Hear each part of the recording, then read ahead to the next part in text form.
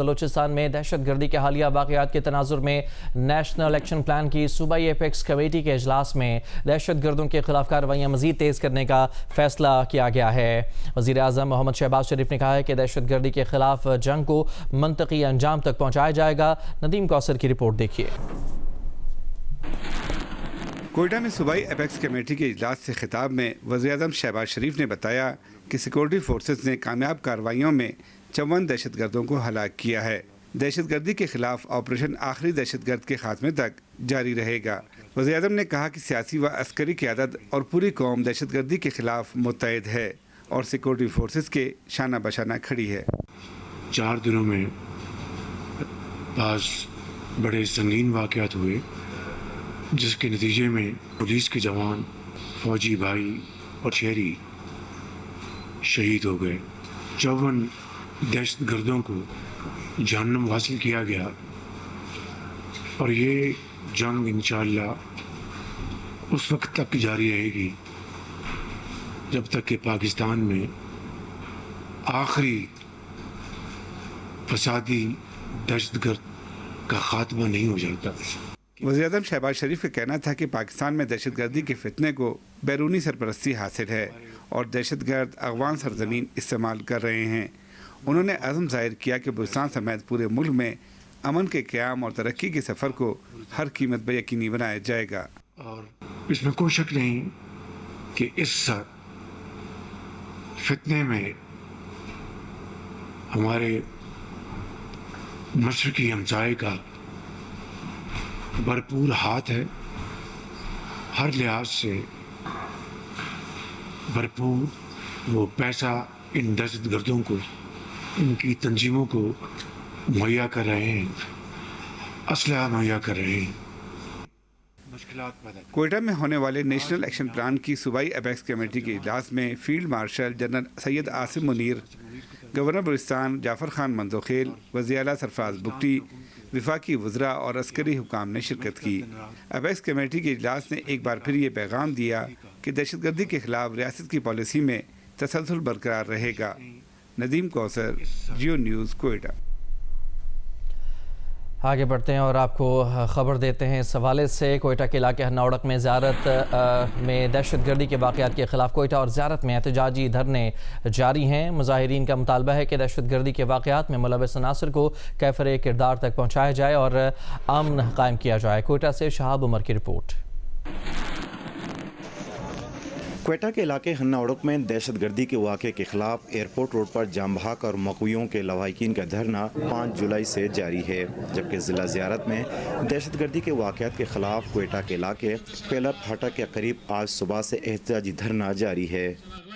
میرا تعلق ڈسٹرکٹ زیارت سے ہے۔ میرا چھوٹا بھائی محمد آصف، اس کو شہید کر دیا گیا ہے، ہم پولیس میں پڑا ہوا ہے ابھی۔ ہمارے خاندان سے جو ہے نا میرا ماموں کا بیٹا ہے، خالو کا بیٹا ہے، میرا کزن ہے، ابھی بھی ان کی لاشیں یہاں پر پڑے ہوئے ہیں۔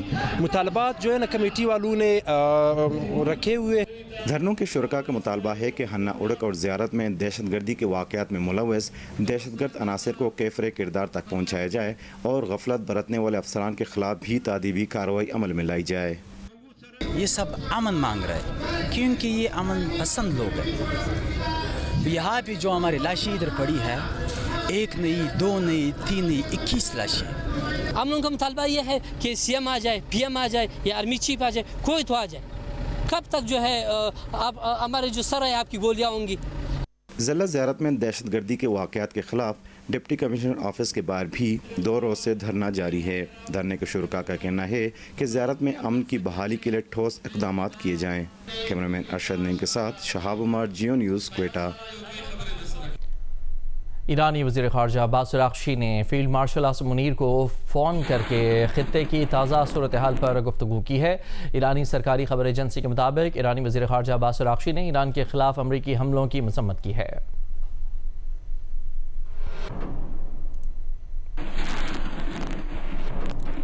ایران کے شہید رہبر معظم آیت اللہ سید علی خامنئی کی نماز جنازہ مشہد میں ادا کر دی گئی۔ نماز جنازہ کی امامت شہید رہبر اعلیٰ کے بڑے فرزند آیت اللہ سید مصطفیٰ خامنئی نے پڑھائی۔ شہید علی خامنہئی کی تدفین امام علی رضا کے روضے کے احاطے میں کی جائے گی. شہید سپریم لیڈر کو آخری الوداع کہنے کے لیے مشہد کی سڑکوں پر انسانوں کا سمندر مڈایا. آیت اللہ علی خامنہئی کا جسد خاکی نجف سے ایران کے شہر مشہد پہنچا دیا گیا. ایرانی فضائیہ کے طیاروں نے جسد خاکی لانے والے طیارے کو حصار میں لے کر مشہد ایئرپورٹ پہنچایا. اس سے پہلے آیت اللہ خامنہئی کی میت کو کربلا میں حضرت امام حسین اور حضرت عباس کے روضوں پر بھی لے جایا گیا تھا اور نماز جنازہ ادا کی گئی تھی. گورنر آفس کے مطابق جلوس جنازہ میں 70 لاکھ سے زائد سوگواران شریک ہوئے تھے.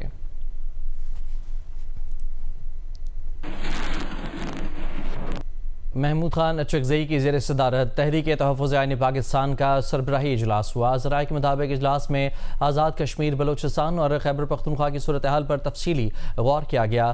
بانی پی ٹی آئی اور سیاسی اسیران کے ساتھ روا رکھے گئے سلوک پر مشاورت ہوئی. اجلاس نے سیاسی اسیران کے آئینی، قانونی اور انسانی حقوق کی پامالی پر تشویش کا اظہار کیا. رہنماؤں نے قانون کی بالادستی، جمہوری اقدار اور انسانی حقوق کے تحفظ پر بھی مشاورت کی. اجلاس میں سیاسی استحکام اور آئندہ لاہ عمل پر اہم رہنماؤں کا تبادلہ خیال کیا گیا.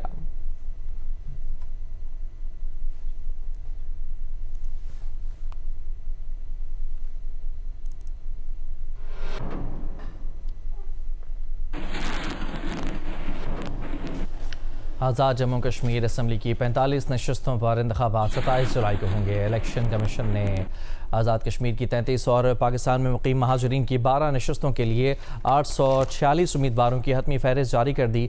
پولنگ اسکیم کے مطابق 38,04,368 ووٹرز اپنا حق رائے دہی استعمال کریں گے. ان میں 20,01,655 مرد جبکہ 18,02,715 خواتین ووٹرز ہیں. 6,983 پولنگ اسٹیشن قائم کیے گئے ہیں. الیکشن میں مسلم لیگ نون، پیپلز پارٹی، آزاد کشمیر اور استحکام پاکستان پارٹی سمیت درجنوں سیاسی جماعتیں حصہ لے رکھی ہیں.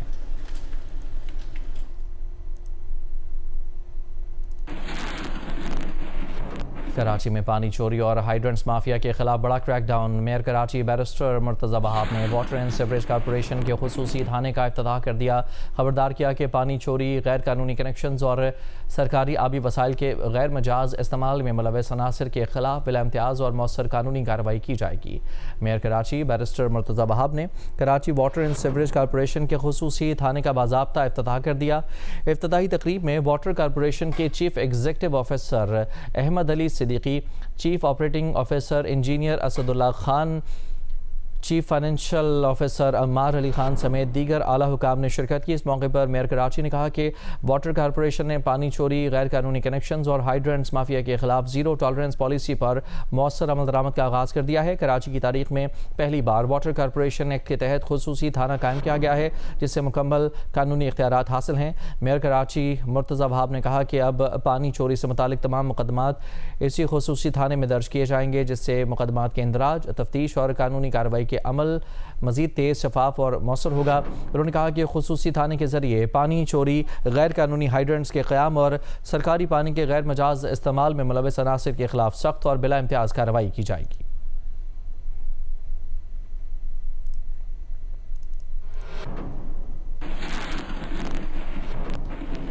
اینکر مرید عباس اور ان کے دوست خضر حیات کے قتل کے مرکزی ملزم عاطف زمان کو دوبارہ سزائے موت سنائی گئی. 7 سال بعد سنائے گئے اس فیصلے میں عدالت نے قرار دیا ہے کہ دونوں قتل مالی تنازع کے باعث مکمل منصوبہ بندی کے تحت کیے گئے. اینکر مرید عباس اور ان کے دوست خضر حیات کو کراچی میں 9 جولائی 2019 کو قتل کیا گیا. آج سیشن عدالت نے کیس کے مرکزی ملزم عاطف زمان کو 2 بار موت کی سزا سنا دی. اپنے فیصلے میں کہا کہ ملزم نے مالی تنازع پر اپنے مفرور بھائی عادل زمان کے ساتھ مل کر دونوں مقتولین کو الگ الگ مقامات پر بلا کر قتل کیا. پہلے خضر حیات کو رقم واپس کرنے کے بہانے DHA بخاری کمرشل بلایا گیا جہاں قریب سے متعدد گولیاں مار کر قتل کیا گیا. کچھ دیر بعد عاطف زمان نے صحافی مرید عباس کو بھی ادائیگی کا جھانسا دے کر اپنے دفتر بلایا اور گولیاں مار کر قتل کر دیا. فیصلے کے مطابق تمام گواہوں کے بیانات ایک دوسرے سے مکمل مطابقت رکھتے ہیں اور جرح کے دوران ان میں کوئی ایسا تضاد سامنے نہیں آیا جس سے استغاثہ کا مقدمہ متاثر ہوتا. پوسٹ مارٹم رپورٹس بھی استغاثہ کے موقف کی مکمل تائید کرتی ہیں. عدالت نے فورنزک شواہد، کال ڈیٹا ریکارڈ اور CCTV فوٹیج کو بھی فیصلہ کن ثبوت قرار دیا۔ عدالت نے دفاع کی جانب سے سرمایہ کاری کے تحریری معاہدوں کی عدم موجودگی، الیکٹرانک شواہد اور گواہوں کے بیانات سے متعلق تمام اعتراضات مسترد کرتے ہوئے قرار دیا کہ مجموعی شواہد سے ثابت ہوتا ہے کہ دونوں قتل مکمل منصوبہ بندی کے تحت کیے گئے۔ عدالت نے ہر مقتول کے قانونی ورثہ کو 5 لاکھ روپے بطور معاوضہ ادا کرنے کا حکم بھی دیا۔ امین انور، جیو نیوز، کراچی۔ کراچی کی انسداد دہشت گردی عدالت میں مصطفیٰ عامر قتل کیس کی سماعت ہوئی۔ ملزم ارمغان نے جیل حکام پر تشدد کا الزام لگایا ہے۔ انسداد دہشت گردی عدالت جیل کمپلیکس میں مصطفیٰ عامر قتل کیس کی سماعت ہوئی، جہاں جیل حکام نے ملزم ارمغان اور شراز بخاری کو عدالت میں پیش کیا۔ سماعت کے دوران ملزم ارمغان نے الزام عائد کیا ہے کہ جیل حکام اس پر تشدد کرتے ہیں، مغلظات بکتے ہیں اور اس کی کوٹری میں آگ بھی لگی تھی۔ اس پر شریک ملزم شراز بخاری نے عدالت کو بتایا کہ ارمغان جیل میں اکثر خود سے ہی باتیں کرتا رہتا ہے۔ شریک ملزم شراز بخاری نے درخواست ضمانت دائر کی، جس پر عدالت نے نوٹس جاری کرتے ہوئے فریقین سے جواب طلب کر لیا ہے۔ ملزم شراز کے وکیل نے موقف اختیار کیا کہ ارمغان نے شراز کو استعمال کرنے کی کوشش کی، جبکہ شراز کا مقدمے سے کوئی تعلق نہیں اور نہ ہی اس کے خلاف کوئی ثبوت موجود ہیں۔ دوسری جانب ملزم ارمغان کی والدہ نے اپنے بیٹے کے وکیل صفائی پر عدم اعتماد کا اظہار کرتے ہوئے عدالت سے کہا کہ انہیں موجودہ وکیل پر اعتماد نہیں، وہ وکیل تبدیل کرنا چاہتی ہیں۔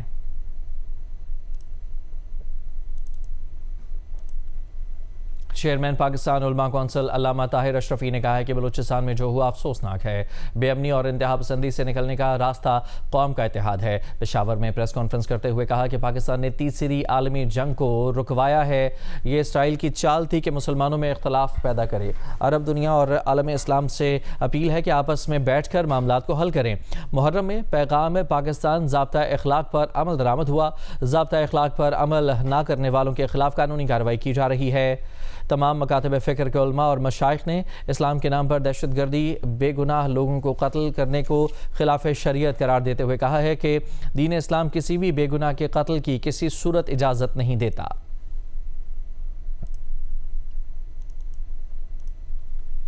صدر وفاق المدارس العربیہ اور دارالعلوم کراچی مفتی محمد تقی عثمانی نے کرپٹو کرنسی سے خریداری کو ناجائز قرار دے دیا ہے۔ مفتی محمد تقی عثمانی نے اپنے فتوے میں کہا ہے کہ ماہرین کی اب تک کی تحقیق اور رائے کے مطابق کرپٹو کرنسی مال نہیں ہے بلکہ کھاتے میں فرضی نمبروں کا اندراج ہے۔ صدر وفاق المدارس العربیہ اور دارالعلوم کراچی مفتی محمد تقی عثمانی نے کرپٹو کرنسی سے متعلق فتویٰ جاری کیا ہے۔ فتوے میں مفتی تقی عثمانی نے کہا ہے کہ ماہرین کے اب تک کی تحقیق اور رائے کے مطابق کرپٹو کرنسی مال نہیں ہے۔ مفتی تقی عثمانی نے کرپٹو کرنسی سے کتابیں خریدنے سے متعلق سوال پر جواب دیا کہ کرپٹو کرنسی مال نہیں ہے بلکہ کھاتے میں فرضی نمبروں کا اندراج ہے، چاہے وہ USDT کی صورت میں ہو یا کرپٹو ٹوکن کی صورت میں، اس لیے کرپٹو کرنسی سے خریدنا جائز نہیں ہے، جس کی وجہ سے آپ ان کتابوں کے مالک نہیں ہوئے اور نہ ہی آپ کے لیے ان کو آگے بیچنا جائز ہے، بلکہ آپ پر لازم ہے کہ آپ یہ کتابیں اسی شخص کو لوٹا دیں جس سے آپ نے خریدی تھیں۔ مفتی تقی عثمانی کے بیٹے حسن عثمانی نے جیو نیوز کو تصدیق کرتے ہوئے بتایا ہے کہ کرپٹو کرنسی سے متعلق فتویٰ مفتی تقی عثمانی کا ہی ہے۔ جیو نیوز کی جانب سے نشر کی گئی ڈاکیومنٹری سفر عشق میں علامتی اور بغیر چہرے کی ایک مختصر بصری عکاسی دکھائی گئی جو نہ صرف ہماری ادارتی پالیسی بلکہ ہمارے ایمان، عقیدے اور دینی جذبات کے بھی سراسر خلاف تھی۔ اس غلطی پر ادارے کی جانب سے فوری معذرت کی گئی، اسے مستقل نشر کیا گیا اور ذمہ داروں کے خلاف فوری ایکشن لیا گیا۔ اس معاملے پر پاکستان کے جید علماء کرام نے اپنی رائے کا اظہار کیا ہے۔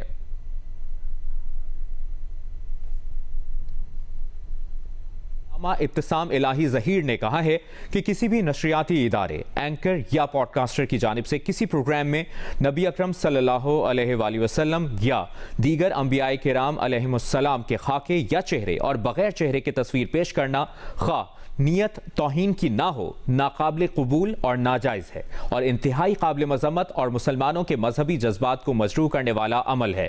تاہم اگر متعلقہ نشریاتی ادارہ، اینکر یا پوڈ کاسٹر واضح طور پر اس امر کی وضاحت کرے کہ یہ واقعہ نادانستہ اور غیر ارادی طور پر پیش آیا، اس پر غیر مشروط معذرت کرے، ذمہ دار افراد کے خلاف مؤثر تادیبی کارروائی کرے اور یہ یقین دہانی کرائے کہ آئندہ اس نوعیت کی کوتاہی نہیں ہوگی، تو اصلاح، احتیاط اور آئندہ کے عملی اقدامات کی بنیاد پر اسے ایک موقع دیا جا سکتا ہے۔ البتہ اس کے بعد بھی متعلقہ ادارے، اینکر اور پوڈ کاسٹر پر لازم ہوگا کہ وہ اپنی ادارتی نگرانی، جانچ کے نظام اور ذمہ داری کے معیار کو مزید مؤثر بنائے تاکہ مستقبل میں اس نوعیت کا کوئی واقعہ دوبارہ پیش نہ آئے۔ معروف اور مقتدر عالم دین، محتمم مرکز علوم القرآن کلفٹن کراچی، مفتی محمد نوید عباسی نے اپنے بیان میں کہا ہے کہ حضرت محمد مصطفیٰ صلی اللہ علیہ وآلہ وسلم، دیگر انبیاء کرام علیہم السلام، صحابہ کرام، امہات المومنین اور اہل بیت اطہار رضوان اللہ علیہم اجمعین کی کسی بھی نوعیت کی تصویری یا بصری عکاسی، خواہ اس کا مقصد تعظیم، عقیدت یا حسن نیت ہی کیوں نہ ہو، شرعاً جائز نہیں اور اس سے مکمل اجتناب ضروری ہے، کیونکہ یہ دینی حساسیت، تقدیس مقدسات اور سد ذرائع کے اصول کے منافی ہے۔ جیو نیوز پر نشر ہونے والے ایک دستاویزی پروگرام میں ایسے مناظر شامل کیے گئے جن میں خاتم النبیین حضرت محمد مصطفیٰ صلی اللہ علیہ وآلہ وسلم اور آپ صلی اللہ علیہ وآلہ وسلم کے نواسوں حضرات حسنین کریمین رضی اللہ تعالی عنہما کی علامتی بصری عکاسی کی گئی، جو جمہور اہل علم اور اکابر علماء کے نزدیک شرعاً اور دینی اعتبار سے ہرگز جائز نہ تھی۔ البتہ یہ حقیقت بھی سامنے ہے کہ ادارے نے اس معاملے کا نوٹس لیتے ہوئے متعلقہ مواد کو تمام پلیٹ فارم سے ہٹا دیا، اپنی غلطی کا اعتراف کیا، معذرت کی، ذمہ دار افراد کے خلاف کارروائی اور آئندہ ایسے واقعات کی روک تھام کے لیے اصلاحی اقدامات کا اعلان کیا۔ اسلامی تعلیمات کے مطابق اگر کسی فرد یا ادارے سے لغزش سرزد ہو جائے، پھر وہ اپنی غلطی کا اعتراف کرے، اس کی اصلاح اور تلافی کے لیے عملی اقدامات کرے، تو اس کی معذرت کو قبول کرنا بھی اسلامی اخلاق کا تقاضا ہے۔ ساتھ ہی یہ حقیقت ہمیشہ پیش نظر رہنی چاہیے کہ تحفظ ناموس رسالت صلی اللہ علیہ وآلہ وسلم، تعظیم انبیاء کرام علیہم السلام، احترام صحابہ کرام، امہات المومنین اور اہل بیت اطہار رضوان اللہ علیہم اجمعین ہر مسلمان کے ایمان کا لازمی تقاضا ہے، اور ان مقدس معاملات میں کامل احتیاط اور انتہائی احترام کو ہر حال میں مقدم رکھا جانا چاہیے۔ اسی طرح یہ بھی ضروری ہے کہ ایسے حساس معاملات کو سیاسی مفادات، ادارہ جاتی رقابتوں یا گروہی کشمکش کا ذریعہ نہ بنایا جائے، بلکہ عدل، حکمت، دیانت اور اسلامی اخلاق کی روشنی میں اصلاح، احتساب اور انصاف کے تقاضوں کو ملحوظ رکھا جائے۔ جیو کے مالکان اور انتظامیہ کا اپنی کوتاہی پر معذرت اور توبہ کرنا قابل تحسین عمل ہے۔ اللہ کو توبہ کرنے والے پسند ہیں۔ ہماری دعا ہے کہ اللہ انہیں توبہ پر استقامت عطا فرمائے اور آئندہ ہر قسم کی لغزش و خطا سے محفوظ رکھے۔ ممتاز عالم دین مفتی محمد حنیف قریشی نے اپنے بیان میں کہا کہ جیو نیوز پر نشر ہونے والے ایک دستاویزی پروگرام میں ایسے مناظر شامل کیے گئے جن میں نبی پاک صلی اللہ علیہ وآلہ وسلم اور آپ صلی اللہ علیہ وآلہ وسلم کے نواسوں حضرات حسنین کریمین رضی اللہ تعالی عنہما کی علامتی بصری عکاسی کی گئی، جو جمہور اہل علم اور اکابر علماء کے نزدیک شرعاً اور دینی اعتبار سے ہرگز جائز نہ تھی۔ تاہم یہ حقیقت بھی سامنے ہے کہ ادارے نے بلا تاخیر اس معاملے کا نوٹس لیا، متعلقہ مواد کو تمام پلیٹ فارم سے ہٹا دیا، اپنی غلطی کا اعتراف کیا، معذرت کی، ذمہ دار افراد کے خلاف کارروائی اور آئندہ ایسے واقعات کی روک تھام کے لیے اصلاحی اقدامات کا اعلان کیا۔ خوشائند بات یہ ہے کہ آج ایک مرتبہ پھر باقاعدہ بذریعہ اشتہارات جیو کے مالکان کی طرف سے اپنی انتظامی کمزوری کا اعتراف کیا گیا اور اللہ کے حضور توبہ و استغفار کی گئی ہے۔ اسلامی تعلیمات کے مطابق اگر کسی فرد یا ادارے سے ایسی غلطی سرزد ہو جائے جو قابل معافی ہو، پھر وہ اپنی غلطی کا اعتراف کرے، اس کی اصلاح اور تلافی کے لیے عملی اقدامات بھی کرے اور اپنی ندامت کے ساتھ توبہ و استغفار کرے، تو اس کی معذرت کو قبول کرنا بھی اسلامی تعلیمات کے مطابق لازم ہے۔ ساتھ ہی یہ حقیقت ہمیشہ پیش نظر رہنی چاہیے کہ تحفظ ناموس رسالت صلی اللہ علیہ وآلہ وسلم، تعظیم انبیاء کرام علیہم السلام، احترام صحابہ کرام، امہات المومنین اور اہل بیت اطہار رضوان اللہ علیہم اجمعین ہر مسلمان کے ایمان کا لازمی تقاضا ہے، اور ان مقدس معاملات میں کامل احتیاط اور انتہائی احترام کو ہر حال میں مقدم رکھا جانا چاہیے۔ اسی طرح یہ بھی ضروری ہے کہ ایسے حساس معاملات کو سیاسی مفادات، ادارہ جاتی رقابتوں یا گروہی کشمکش کا ذریعہ نہ بنایا جائے، بلکہ عدل، حکمت، دیانت اور اسلامی اخلاق کی روشنی میں اصلاح، احتساب اور انصاف کے تقاضوں کو ملحوظ رکھا جائے۔ جیو کے مالکان اور انتظامیہ کا اپنی کوتاہی پر معذرت اور توبہ کرنا قابل تحسین عمل ہے۔ ہم اس کی تحسین کرتے ہیں اور دعا گو ہیں کہ اللہ کریم ان کی معذرت اور توبہ کو قبول فرمائے۔ آگے بڑھتے ہیں اور آپ کو خبر دیں، پاکستان اور امریکہ کے درمیان باہمی تجارتی معاہدے پر مذاکرات واشنگٹن میں شروع ہو گئے ہیں۔ ترجمان دفتر خارجہ کے مطابق پاکستانی وفد کی قیادت سیکرٹری تجارت جواد پال کر رہے ہیں۔ پاکستانی وفد کی قیادت جواد پال کر رہے ہیں۔ امریکہ اور پاکستان کے درمیان ایگریمنٹ پر 2 روزہ مذاکرات واشنگٹن میں آج اور کل جاری رہیں گے۔ متعلقہ وزارتوں کے حکام بھی آن لائن پلیٹ فارم کے ذریعے مذاکرات میں شریک ہوئے۔ پاکستان اور امریکہ کے درمیان تجارت اور ٹیرف سے متعلق امور پر تفصیلی بات چیت کی گئی۔ ترجمان دفتر خارجہ کا کہنا ہے کہ مذاکرات کا مقصد پاک امریکہ تجارتی تعلقات کو مزید فروغ دینا اور باہمی تجارت میں سہولت کاری ہے۔ 2 طرفہ اقتصادی تعاون کے نئے مواقع تلاش کرنا مذاکرات کا اہم مقصد ہے۔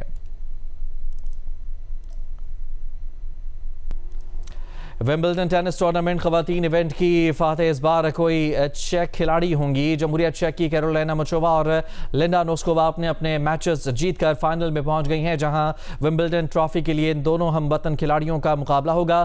ومبلڈن کے میچ جیو سپر اور مائیکو سے براہ راست نشر کیے جا رہے ہیں۔ ورلڈ کپ فٹ بال کا فائنل مرحلہ آج سے شروع ہو رہا ہے۔ میگا ایونٹ کے پہلے کوارٹر فائنل میں فیورٹ فرانس کا مقابلہ مراکش سے ہے۔ فرانس کے اسٹرائکر کیلین امباپے نگاہوں کا مرکز ہوں گے۔ ورلڈ کپ کا یہ زبردست مقابلہ پاکستانی وقت کے مطابق رات 1 بجے شروع ہوگا۔